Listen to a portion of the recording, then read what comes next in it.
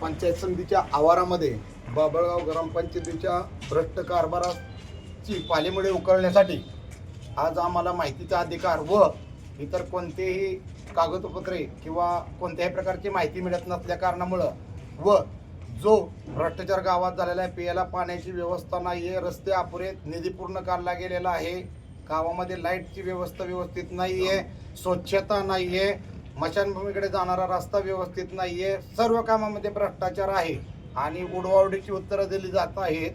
कुठल्याही प्रकारच्या कोणाच्याही दबावाला ते म्हणजे आमच्या दबावाला आम्ही त्यांना कागदपत्र मागवते तर ते सांगतात की आम्हाला वरून पूर्णपणे पाठिंबा असल्यामुळं आम्ही कोणाच्या दबावाला बळी पडत नाही आहे, तुम्हाला काय करायचं ते करा अशी आरेरावीची भाषा वापरत आहेत.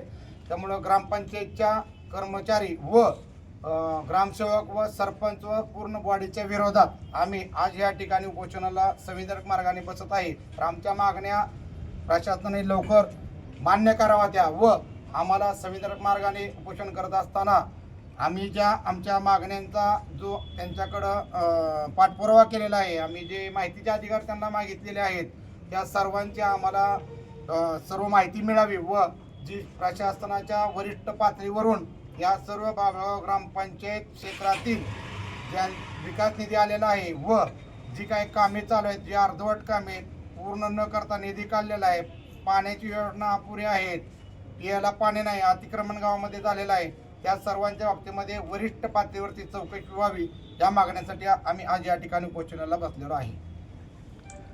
तुमच्या बाभूळ गावामध्ये वॉटर फिल्टर, प्युरिफाय आणि इतर काही जी विकास कामं आहेत त्याच्यामध्ये रस्ते असतील की काय, त्याच्यामध्ये मोठ्या प्रमाणात बिलं काढलेली आहेत. पूर्ण बिलं काढून घेतलेले आहेत, बिलं सर्व काढल्यात, कामं सगळे अपुरे आहेत, निकृष्ट दर्जाचे रस्ता आता चिरला उकरलाय आणि 10 रुपये त्या कॉईन बॉक्समध्ये टाकून महिला हांड्या आणि डोक्यावरती पाणी घेऊन जातात. गावाच्या कडेनं विमानाची वाहते 1000 लिटर पाणी खाली जाते प्यायला पाणी. महिला अजून पण 1-1 किलोमीटरवरनं पाणी घेऊन जातात. पाणी पियाला जागेला नाही, लाईटच्या पोलवरती लाईट नाहीये. एकाच कामाचे फोटो दाखवून 4 वेळा बिलं काढल्यात. एकच काम पण टेंडर 4 वेळा तीच काम दाखवून पास केलेले आहेत. कामाची बिलं एकच काम दाखवून कमीत कमी 10 बिलं त्यांनी पास केलेले आहेत. आता हे बिलं पास होतात ते सरपंच, उपसरपंच आणि ग्रामसेवक हे सचिव असतात, बरोबर, त्यांच्या सहीनुसार हे पुढं सरकत नाही. मग तुमचा ग्रामसेवकवर काय आरोप?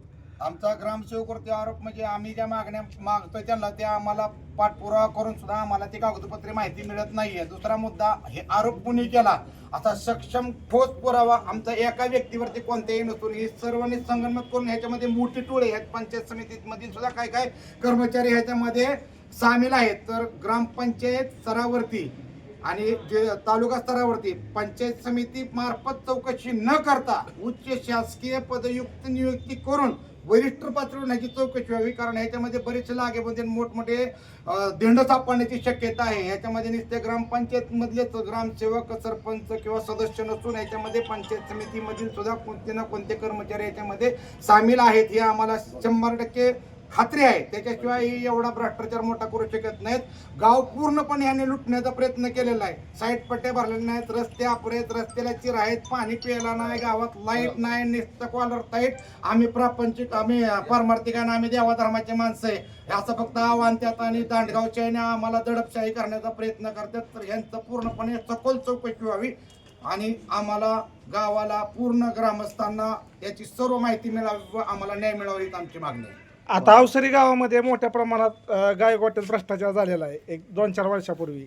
तसाच भ्रष्टाचार तुमच्या गावात झालाय का? मनरेगा वृक्ष लागवड असेल किंवा ह्याच्यामध्ये? आम्हाला असं निदर्शनास येतं की बराचसा भ्रष्टाचार झालेला आहे, पण भ्रष्टाचार उकळून काढण्यासाठी आम्ही माहितीचा अधिकार टाकलाय. आम्हाला हे कागदच देण्यात 1 वर्षापासून आम्ही अपील केलं तरी आम्हाला देण्यात आणि अर्ज केले तरी आम्हाला देण्यात, ऑफिसला गेलो तर त्याचे आम्हाला उत्तरच मिळणार. त्यामुळे आम्हाला ठोस पेपर आमच्या हातात आले की आम्ही त्याच्यावरती अजून तुम्हाला सखोल माहिती.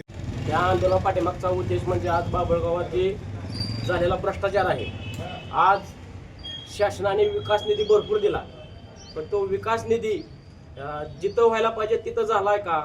आणि सगळा भ्रष्टाचारच केला आहे. यांनी टक्केवारीवरच सगळं काय आजपर्यंत झालेलं आहे.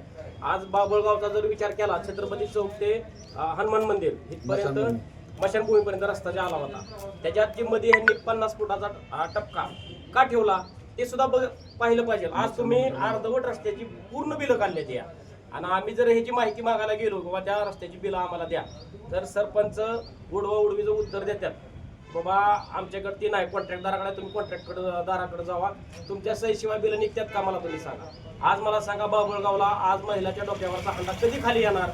आज बाबळगावला जवळजवळ 4 विहिरी झाले ते. पहिले वॉटर सप्लायची विहीर होती, आता ह्यांनी विहिरी खांदताना सुद्धा कोणाला न विश्वासात घेता स्वतःच्या रानात विहिरी खाल्ल्या आहेत. म्हणजे सरपंचाच्या रानात तुम्ही आज जाऊन बघा, विहीर आहे. आणि जल जीवन योजनेचं जे आता निधी आला आहे, कोण म्हणते 4 कोटी, कोण म्हणते 5 कोटी, 4,99,00,000 जे आकडा आहे तो आम्हाला दावा ना बाबा. तुम्ही आता 4,99,00,000 रुपये आणि त्यांनी आता बिल काढल्यात मला वाटतं 1,60,00,000 रुपये असे काहीतरी चर्चेत आहे. तर आमचं काय मत होतं की आम्ही माहितीचा अधिकार ह्यासाठी टाकला होता, तुम्ही बाबळगाव विकास निधी जे आणला किती आणला, कुठं वापर केला, कुठल्या पद्धतीने ही ग्रामस्थांना अधिकार आहे मागण्याचा. आज मला सांगा, गणेश शेट्टीने बरेच दिवस झालं, वर्ष होत आलं असेल माहिती अधिकार टाकल्याला, त्यांचं उत्तर त्यांना भेटलं नाही. मी स्वतः जवळपास 2 महिने होत आलं, मी टाकलाय माहितीचा अधिकार, त्याला सुद्धा त्यांनी उत्तर दिलं नाही. उडवडीचं उत्तर देते ते, बघू, करू, देतो, करतो. आणि आता सुद्धा आम्ही इथं बसलोय का ना, बेमुदत आंदोलन आहे. आम्ही आमच्या मागण्या पूर्ण झाल्याशिवाय आम्ही उठणार नाही. आणि इथून पुढचं जे आंदोलन होणार आहे आमचं, हे तीव्र पद्धतीचं आंदोलन असेल.